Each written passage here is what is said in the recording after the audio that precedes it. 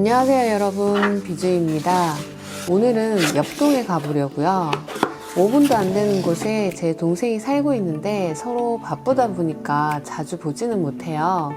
얼마 전에 주방용품을 바꾼다고 둘이 같이 샀거든요. 세트로 된 게 너무 많아서 반반 나누기로 했어요. 그것도 줄 겸 동생 집에 냉장고 정리도 같이 하기로 했거든요.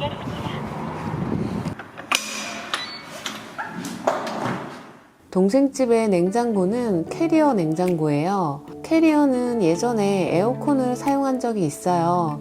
근데 냉장고는 처음 보는데요. 딱 봤을 때 모던하면서 고급스러운 느낌이 드는데 동생 집과도 세트 마냥 되게 잘 어울리더라고요. 냉장고는 저희 집과 마찬가지로 상냉장, 하냉동 스타일이에요.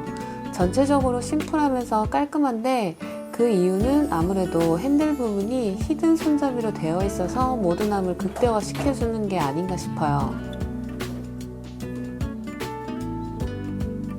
수납을 하기 전에 청소를 먼저 해줄 건데요. 냉장고가 새 거이기 때문에 간편하게 청소를 해줬어요. 남아있는 소주를 이용해서 닦아줬습니다.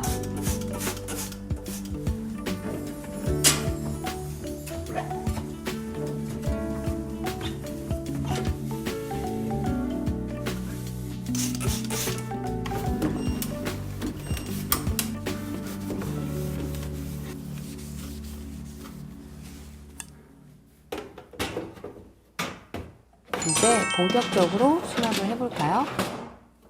상냉장이 좋은 이유가 자유롭게 사용자 스타일대로 수납을 할 수 있다는 점이에요. 그런 의미에서 냉장고 수납하는 아이들도 몇 개 사서 정리를 했는데요. 먼저 에그 레일 트레이입니다. 안쪽에 계란을 넣을 수 있는 판이 들어가 있어요. 그리고 레일 트레이는 작은 것도 하나 더 준비를 했어요.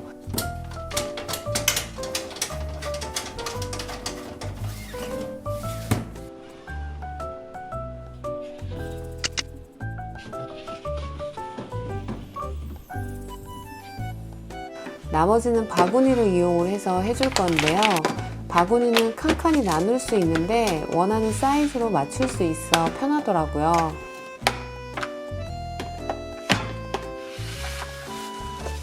그리고 의도하지는 않았는데 냉장고 사이즈와 수납 사이즈가 맞춘 것처럼 딱 맞아서 기분이 좋았어요.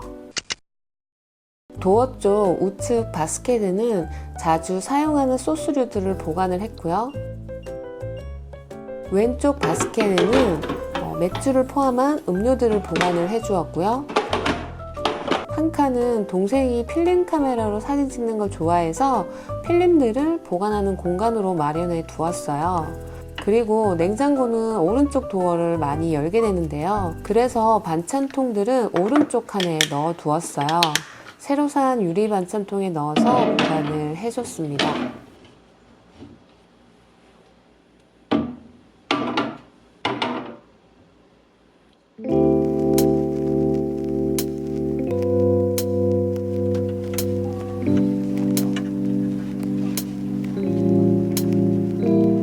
그리고 과일이나 야채를 보관해 줄 건데요. 제가 식재료 보관법에 대해서는 따로 영상을 만들 예정이고요. 오늘은 냉장고에 있는 것들만 간단하게 이야기를 해드릴게요.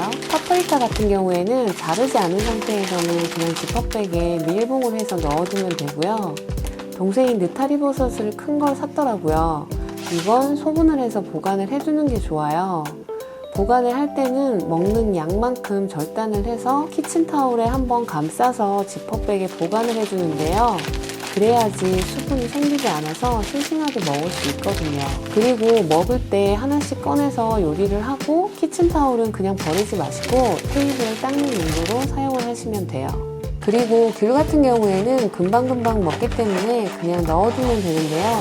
보관을 할 때는 이리저리 굴러다니니까 재활용을 할 수 있는 통으로 구분을 해주면 좋아요. 그리고 남는 공간에는 다른 과일들로 채우면 되는데 사과 같은 경우에는 다른 과일들과 함께 두면 다른 과일들이 빨리 상해요. 그렇기 때문에 랩으로 한번 씌워서 지퍼백에 다시 넣어서 보관을 하게 되면 옆에 과일들도 안 상하고 그리고 오래 두고 먹기에도 좋아요.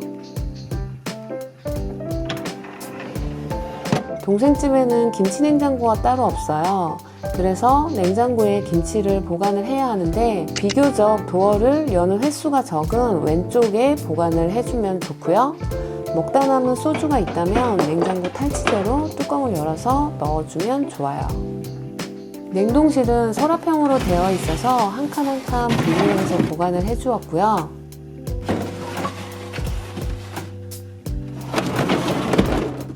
마지막으로 냉장실, 냉동실 적정 온도는 브랜드에 따라 그리고 냉장실 내용물이 얼마큼 있는지에 따라 달라질 수 있는데요. 내용물이 별로 없다면 5도 정도로 해도 충분하고요. 내용물이 많다면 온도를 낮추는 게 좋아요. 하지만 너무 낮추게 되면 식재료들이 얼 수 있기 때문에 사용을 하면서 맞추는 게 좋습니다. 네, 오늘 영상은 여기까지고요. 저는 또 다른 영상으로 다시 찾아올게요. 안녕.